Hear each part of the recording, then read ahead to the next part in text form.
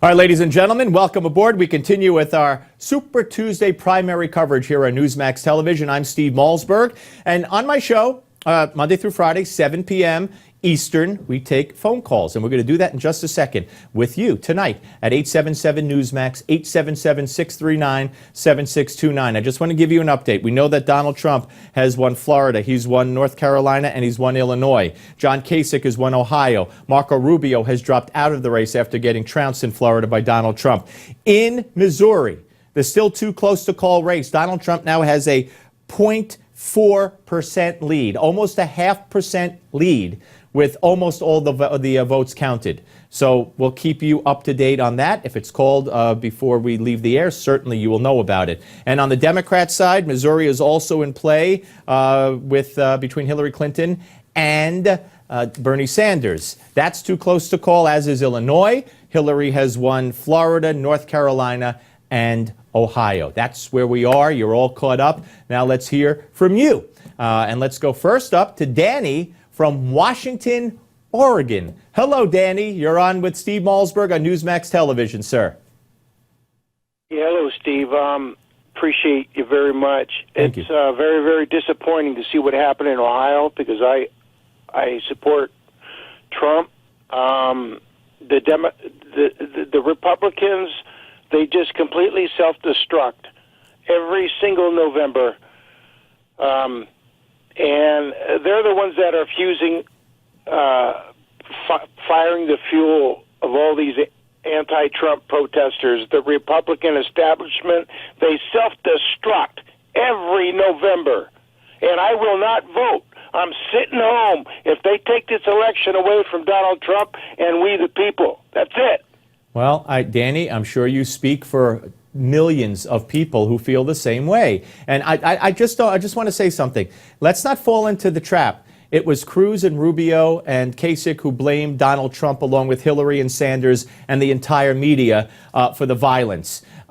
Just like it wasn't Donald Trump, it was the radical leftist groups who are now promising more, reportedly MoveOn.org and others. The thug who rushed the stage said it was pre-planned. So I don't want to blame it on that violence on the Republican establishment either. It was who did it. They're responsible for it. So let's keep that in focus. But you're right. If Donald Trump gets this close and doesn't get the nomination, that's it. President Hillary, 3 Supreme Court nominees, country over as we know it for our lifetimes, and maybe our kids too. Thank you, Danny. Renee is next up from Brooklyn, New York, my hometown. Hello, Renee. How are you? Hi, Steve. Thanks for taking my call. You're welcome. I love your show. Thank you. I stopped watching Fox News. I'm so disappointed in them as well.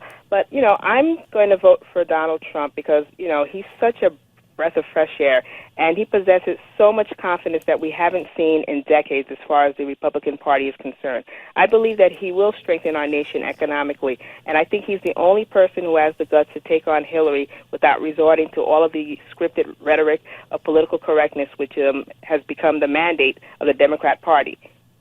Yeah, no, I agree with you. Well, what do you think of Marco Rubio? What do you think his future is?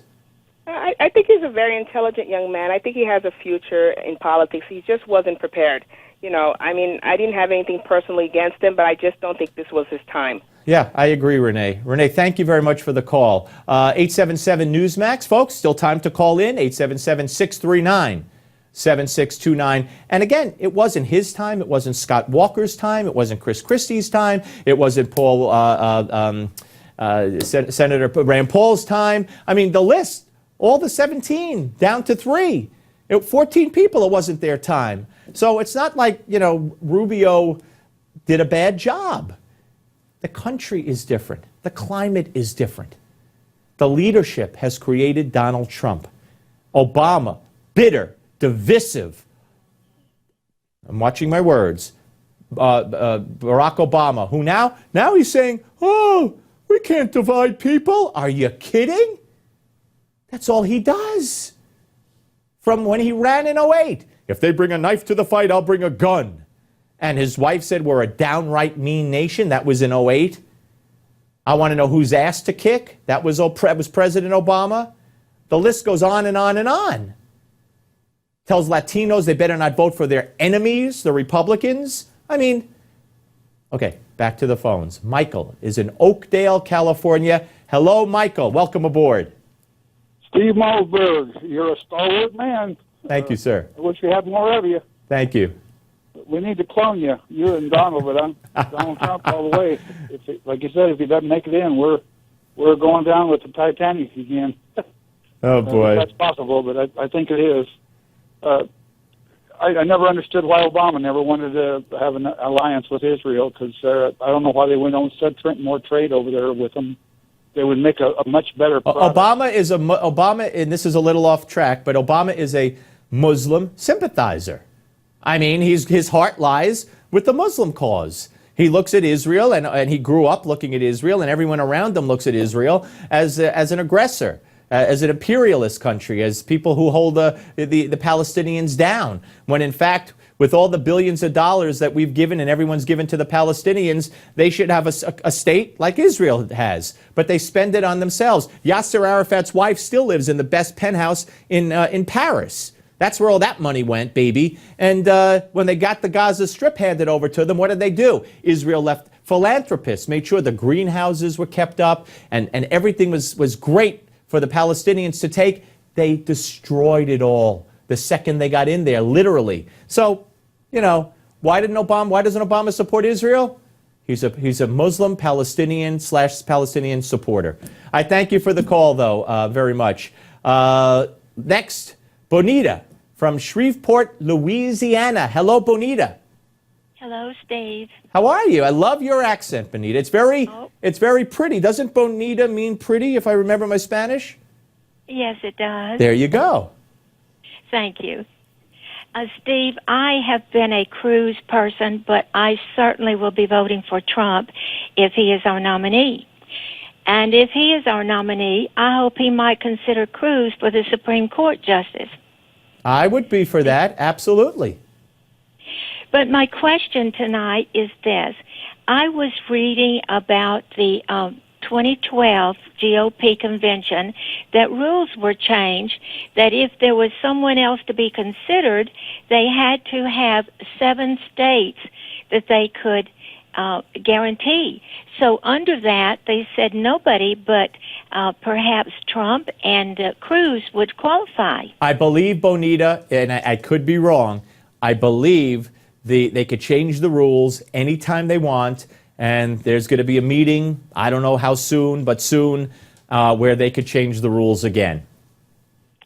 Oh my, rule changes a lot.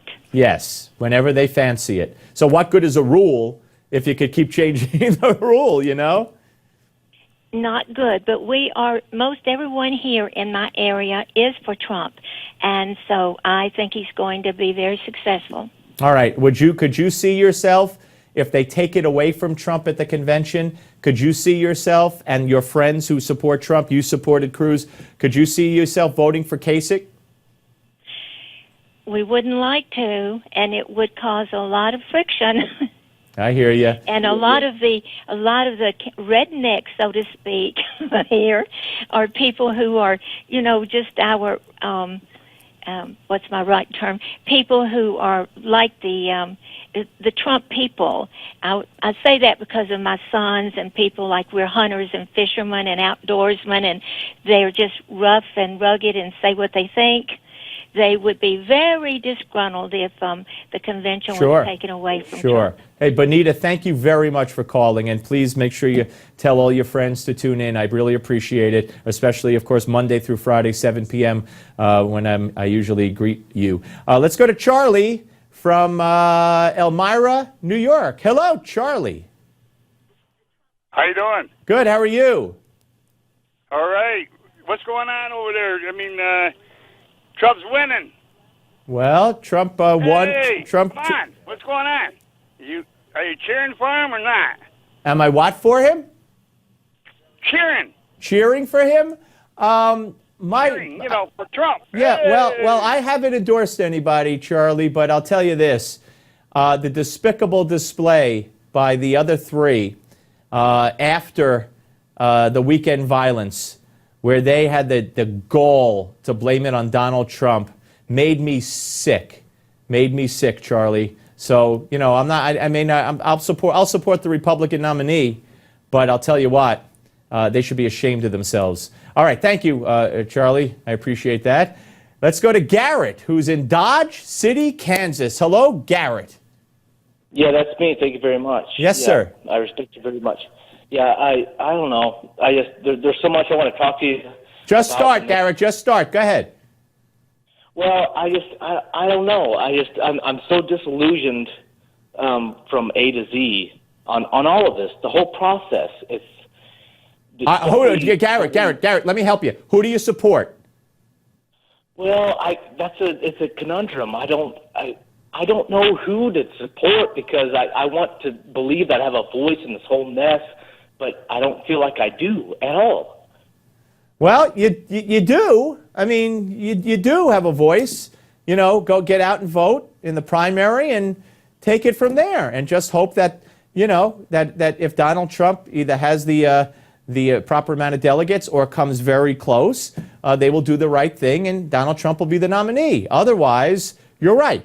If it's a brokered convention and they give it to a Kasich or another rhino, then you're right. Then you don't have a voice. Julio Rivera returns, and joining us will be Kyle Harrington and Jim Hoft when we come back. Don't go away.